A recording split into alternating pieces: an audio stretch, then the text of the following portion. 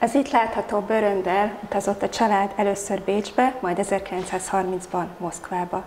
Mit tudunk Nagy Imre moszkvai tevékenységéről?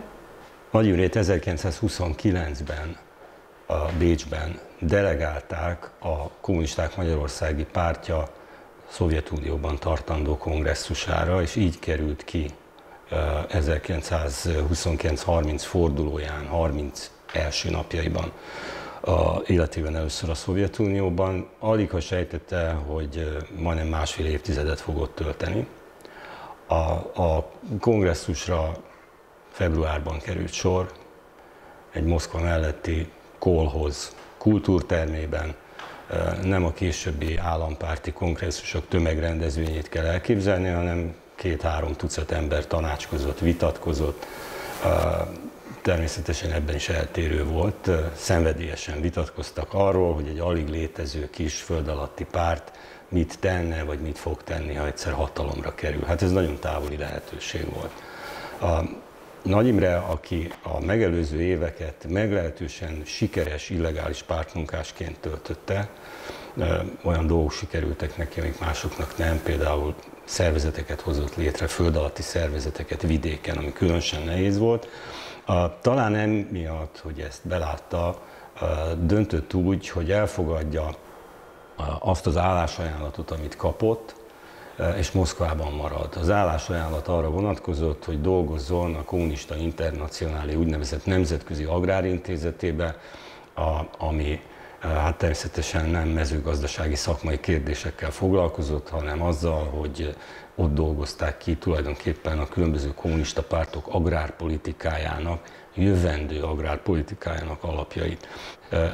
Moszkvai első 5 és fél évében ezzel foglalkozott, tulajdonképpen egyfajta értelmiségi munkát végzett, beilleszkedett a szovjet társadalomban, noha nem volt szovjet állampolgár, és egy ilyen kutatóintézetben dolgozott, írásai jelentek meg, brosúrája magyar és orosz nyelven, és így tovább. A 30-as évek közepén a helyzet drámaira fordult. Ez az az időszak, amikor a sztálini tisztogatások lecsaptak a különböző kommunista pártok Szovjetunióbeli emigrációban élő tagjaira. Ez nagyon súlyosan érintette a magyar pártot is. 1936-ban néhány napra magát Nagy Imrét is letartóztatták, elvesztette az állását, munkanélküli lett a szocializmust építő Szovjetunió fővárosában, ami teljesen szokatlan dolog volt, de valahogy sok szerencsével megúszta ezt a dolgot, szerzett munkát, dolgozott a Szovjetunió Központi Statisztikai Hivatalának, mint ilyen szerződéses munkatárs. És aztán a háború közeledtével a Moszkvai Rádió magyar adásához került, és egy 10 éves szünet, vagy több mint 10 éves kihagyás után a háború vége felé közel került a most már valóban a hatalomba készülő, de még mindig csak a Szovjetunióban létező, vagy jószerével a Szovjetunióban létező Magyar Kommunista Párt vezetéséhez.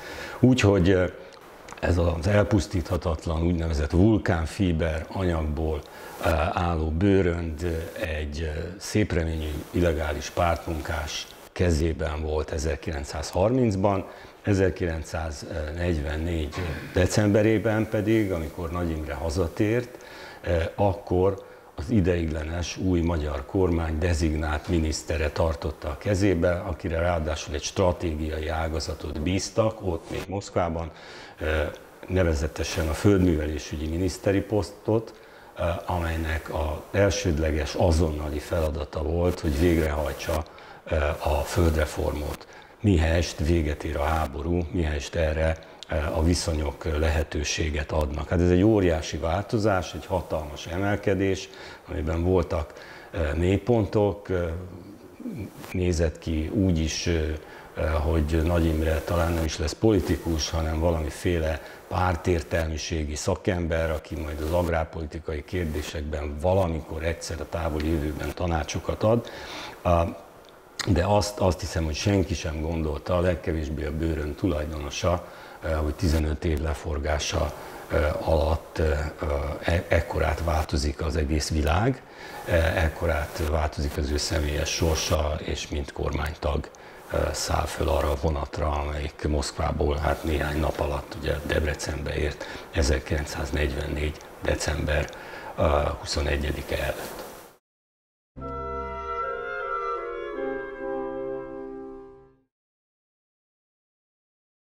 Amennyiben többet szeretne megtudni Nagy Imréről, 1956-ról, vagy általában a korszakról, látogasson el a Nagy Imre Emlékházba.